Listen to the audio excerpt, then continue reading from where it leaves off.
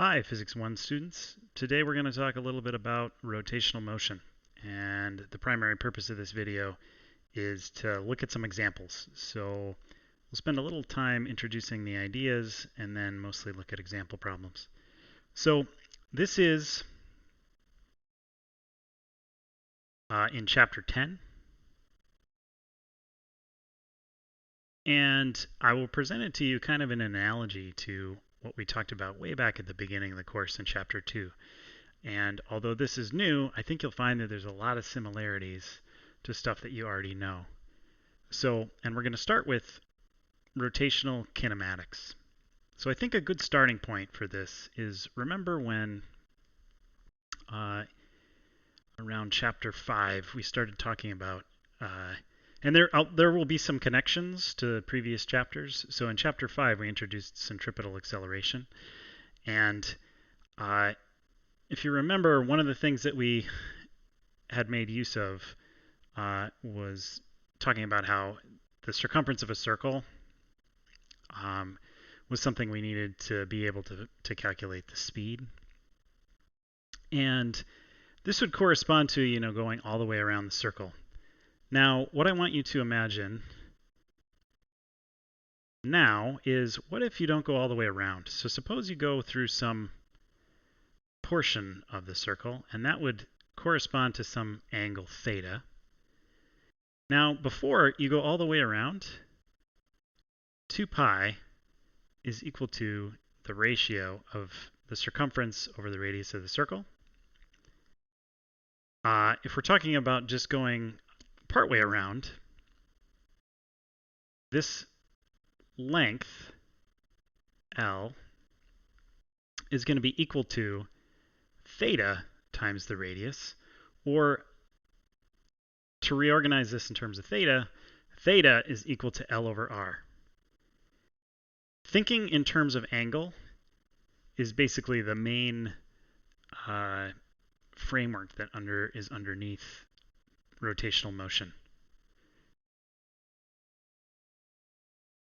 So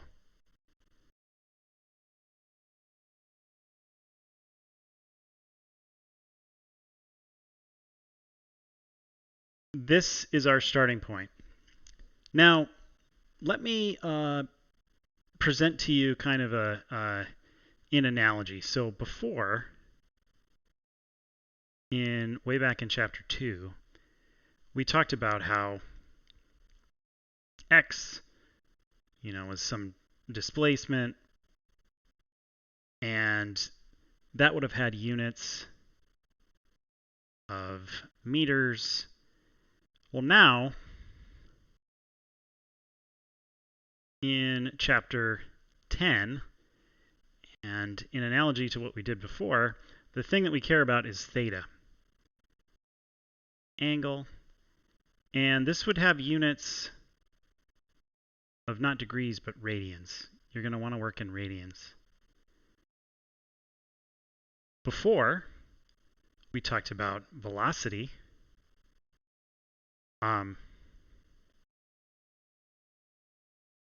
Velocity would have units of meters per second. Now we have angular velocity.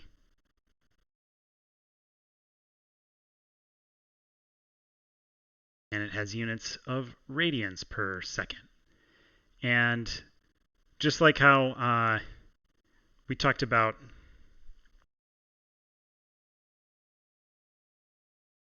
the definition of velocity as dx dt, the definition of angular velocity would be d theta dt, or in circumstances where you have constant v, this would be, you could write this as an average.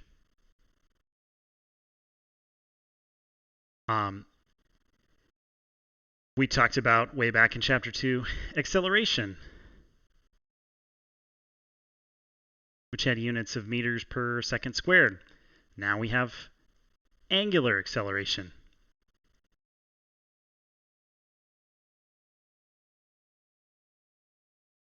which has units of radians per second squared. And just like, in analogy to how we computed acceleration before as dv dt, angular acceleration is d omega dt. And equivalently, if we had a constant situation, you could compute the average acceleration as some change in omega per change in time. And I would note also for you, so this is the Greek letter omega for angular velocity. This is the Greek letter alpha for angular acceleration. It's very similar, and there will be more similarities that we'll talk about in a minute, to what we did before when we were talking about kinematics in chapter 2. So let me move this out of the way again. Not quite there. Let me make a couple connections to things that you already know or that we've already talked about. So one connection is if we think back to connecting the velocity and the period, we talked about how this would be 2 pi r, i.e. the circumference over the period. And we talked about this in the context of, like an orbit or something, where there's a velocity, and this is, the radius. So something that I would draw your attention to, remember in lab how we talked about how frequency is 1 over the period? So we could write this as 2 pi f times the radius, and recognize that 2 pi f is just another way of writing omega. So the velocity becomes omega r when we're talking about angular velocity. So this omega is an angle, and the velocity of something that's like a point on the edge of a spinning object, for example, is given by omega times the radius. So that's one connection. Another connection, remember when we were talking about in the context of chapter 5, centripetal acceleration? Remember centripetal acceleration?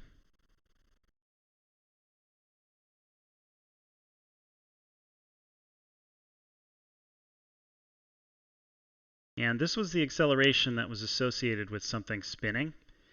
And remember, I'll draw it in red here, it was directed towards the center of the circle.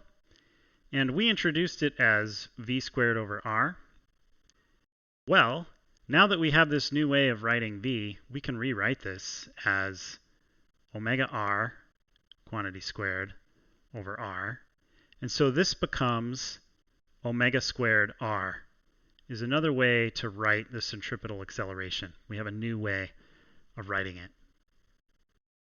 This is just a new way of writing something that we worked with before. So instead of v squared over r, now we have omega squared r. And then we can also add one other ingredient, which is something new. And that is, so when we talked about centripetal acceleration before, it was in situations where the speed, i.e. v, the magnitude of the velocity, was constant. Now, the piece that we're adding is this angular acceleration. So what if something speeds up or slows down as it's spinning? That would induce, there would be an angular acceleration, or for imagining it around the thing spinning. And it would also cause there to be an acceleration of the point on the edge. So my diagram is getting a little busy, but that would be in the same direction as v, and we would call it tangential acceleration, a sub t. And this tangential acceleration is given by just alpha r. So this is another new thing that we have now in chapter 10. And I'll draw your attention to the fact that we now have 3 different kinds of acceleration. We have centripetal acceleration. I'll put them in different colors here. We have the centripetal acceleration the center that's pointed towards the center. We have the tangential acceleration, which would be the one that's, on the edge, speeding up and slowing down. And then now we also have alpha, the angular acceleration. And it can be kind of confusing because these things are quite similar, or they can seem very similar. So the next thing that we'll do is look at an example or two to help us distinguish between these quantities. So let's do that next. So the example that I have in mind is this question. It's to have us consider a record player, the motion of a record player. So LPs, or long play records, spin at 33.1/3 RPM, and they're 12 inches in diameter. And we basically want to define all these quantities. Find the frequency of revolution, find the angular frequency, find the speed of a position on the edge of the record, as well as the acceleration at a point on the edge, and distinguish which kind of acceleration it is. So let's draw ourselves a cartoon here. We have a record, and there would be a point, we could imagine a point on the edge, has some radius, 6-inch radius. It's, spinning at some angular frequency. We know that that's 33.1/3 RPM, but that isn't a good unit, so we're going to need to convert that. So the first thing, let's find the frequency of revolution in hertz. So this is just to have us practice working with units. So 33.1/3 revolutions per minute. RPMs is a super common unit with working with circular motion, so it's good for us to have a chance to practice putting that into proper units of radians per second. So 33.1/3 revolutions per minute. To get this in hertz, like we want to do for the first part of the question, all that we have to do is recognize that in 1 minute there's 60 seconds. And so you divide 33.1/3 by 60, and you'd find that that's going to be, a little over 0.5, so 0.56 hertz. 0.56 revolutions per second, cycles per second. Part 2 here asks us to find the angular frequency. And we just talked about this above, but the angular frequency would be, there's 2 pi, angle in a revolution. So let me just put here cycles per second. So this becomes 2 pi times f. And so 2 pi times 0.56 gives us a little over 3.5 radians per second. Third part of this question asks us to find the speed, v, on the edge. Well, using our new definition, we know that v is just r omega. Since we know what omega is, all we have to do is make sure that this is in the right units. So this would be 6 inches. Let's put this in meters per second. So there are 2.5 centimeters per inch.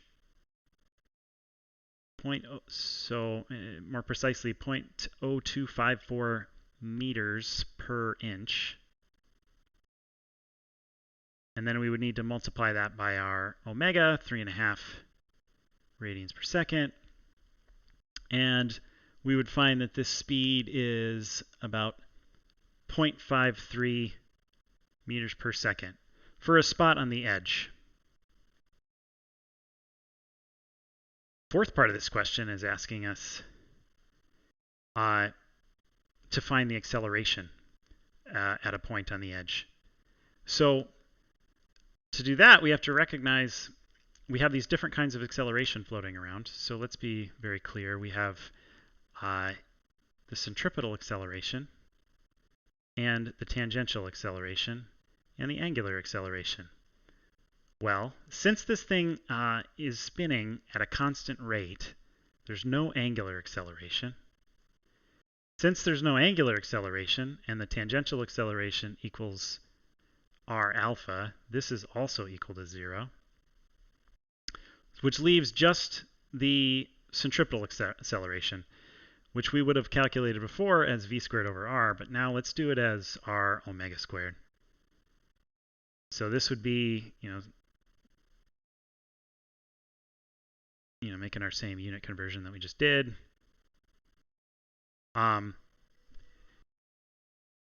We would multiply this by the omega squared, 3.5 quantity squared. We multiply that stuff together, and we would find that this centripetal acceleration would give us 1.85 meters per second squared. And then the last part of the question is asking us, it's asking us a question about the recording grooves. So, and the thing to recognize is, since v equals r omega, at different points in r, so as you go in, the r is going to get smaller, and so the v is going to get smaller. And so as a consequence of this, the grooves are going to have to change. So presumably the thing is going to have to get more compressed or something, because it's going to be the stylus, the needle on the record player, is going to be moving slower as you get closer to the center. So evidently the grooves must get closer together or something.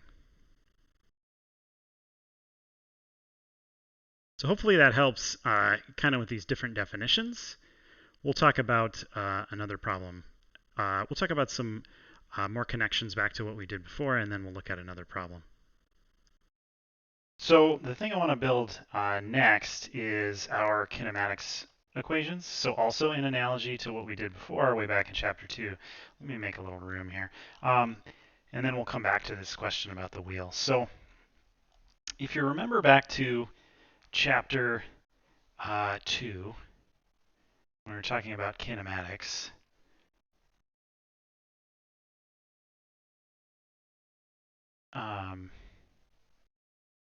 when acceleration was constant,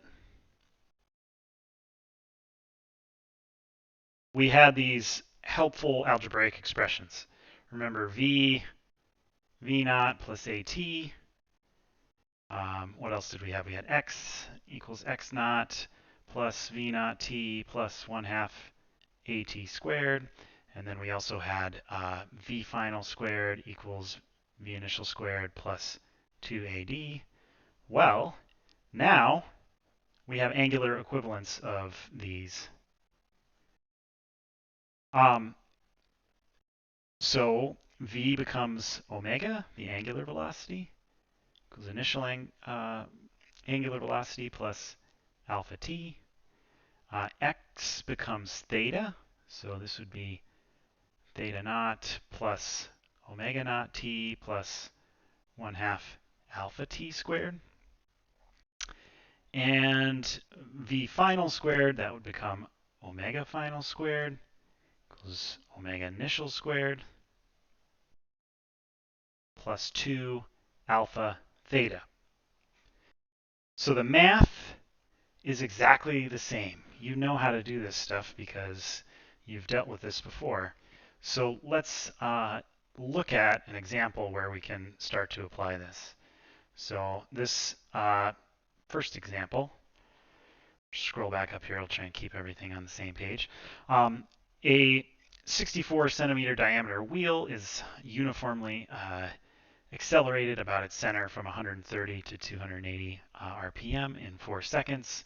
Determine its angular acceleration, the radial and tangential components of the linear acceleration of a point on the edge of the wheel 2 seconds after it has started accelerating.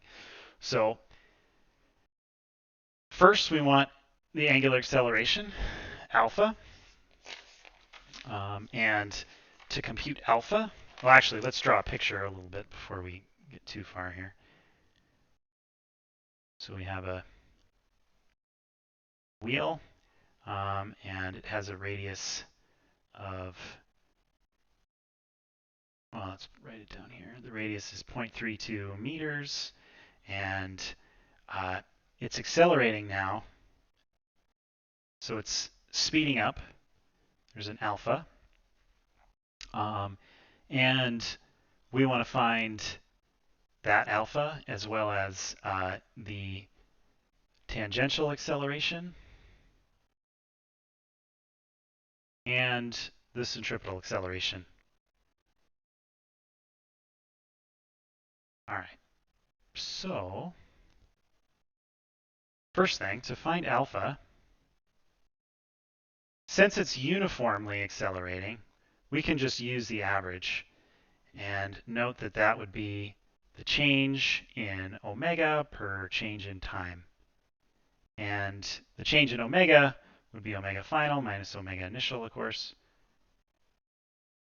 And so we can look at 280 RPM. Notice we have to convert this unit into a right unit, so we would have to multiply by 2 pi over 60 to put this into radians per second, minus the initial speed of 130 times 2 pi over 60. Then we will divide that whole thing by 4 seconds. And when we run the numbers, we would find that that alpha would be 3.9 radians per second squared. Okay, so we know the angular acceleration.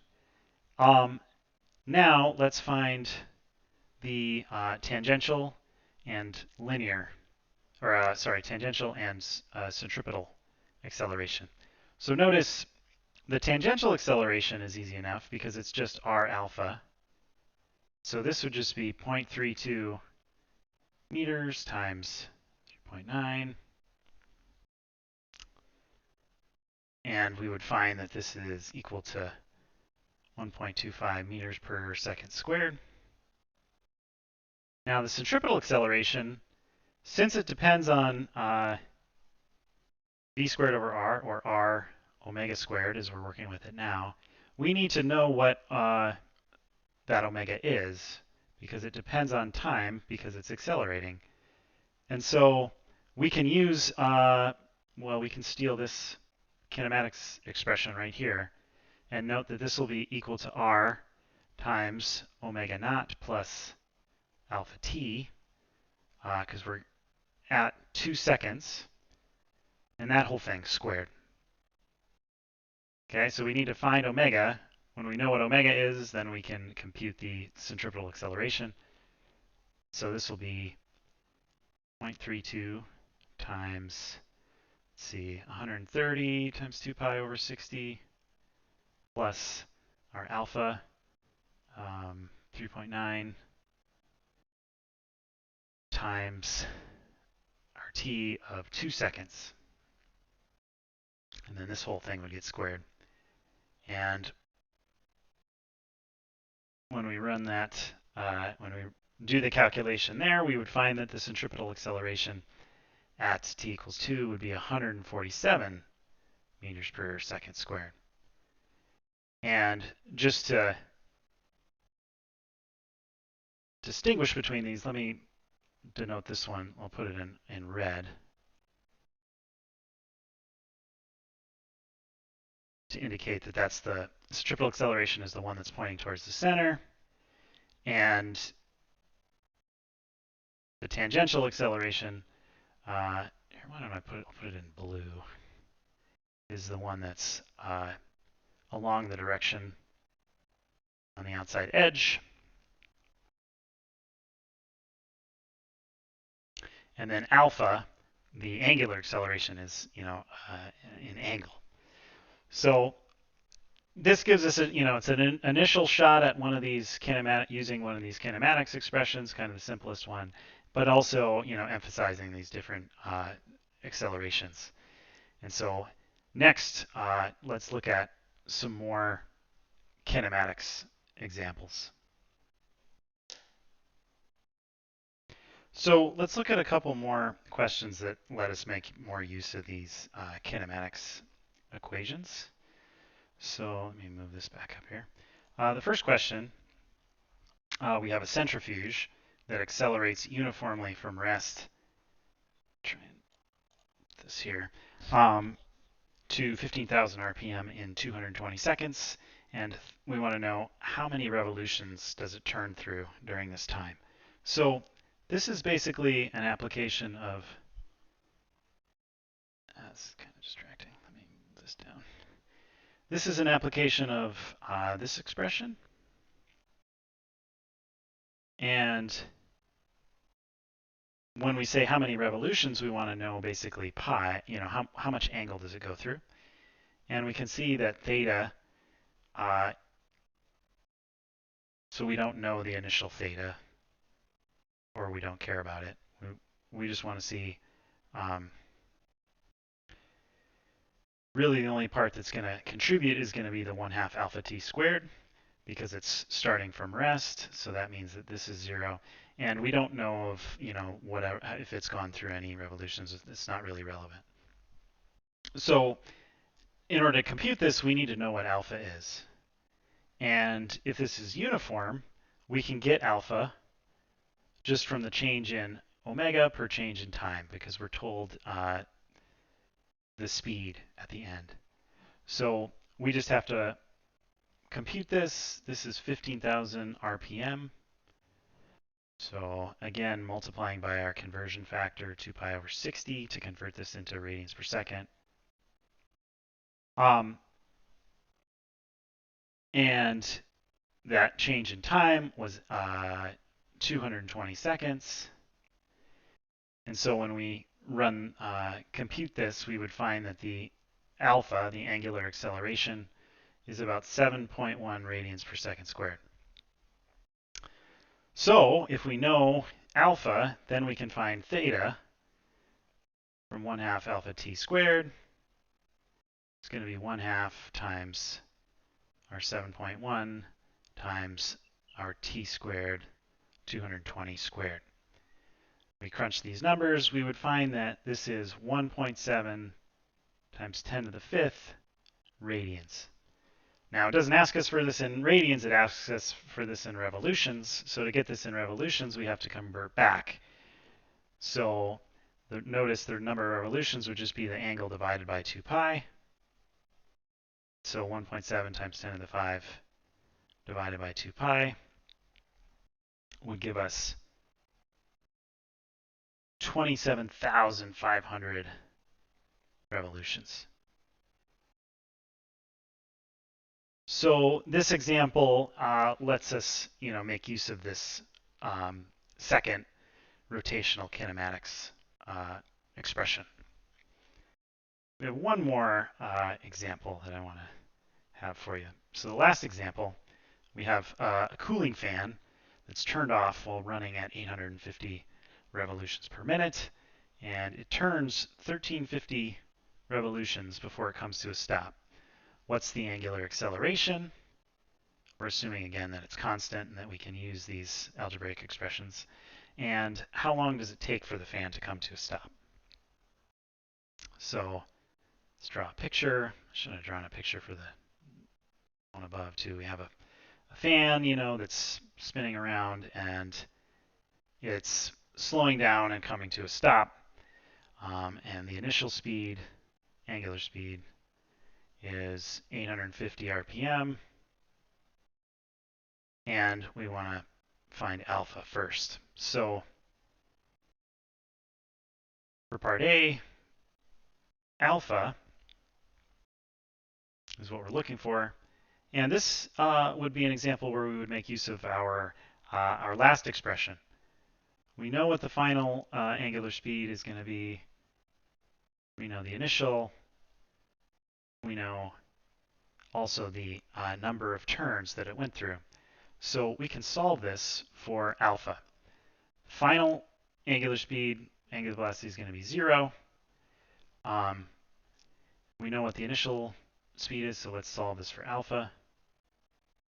Negative omega naught squared over 2 theta. And then, of course, being careful about our units, converting the units again. This would be 850 times 2 pi over 60, quantity squared, and then divided by 2 times 1350 times a factor of 2 pi to put that in angle. And when we compute the numbers, we would find that this is an alpha of negative 0.47 radians per second squared. So it's negative, indicating that it's slowing down, which makes sense. And so we have alpha. And then the second part of the question is just asking us how long does it take to come to a stop? And so if we know alpha and we know omega and omega final, we can find the time. So omega final is going to be omega initial plus alpha t. So we can just solve this. This omega final was 0 because it comes to rest. Negative omega naught divided by alpha is t. It's going to be negative 850 divided by negative 0.47 radians per second squared. So we have radians per second over radians per second squared. That'll give us something that has units of time. We crunch the numbers, we would find that this takes 191 seconds to come to a stop. And so this is just another example to show you some applications of these kinematics expressions. I just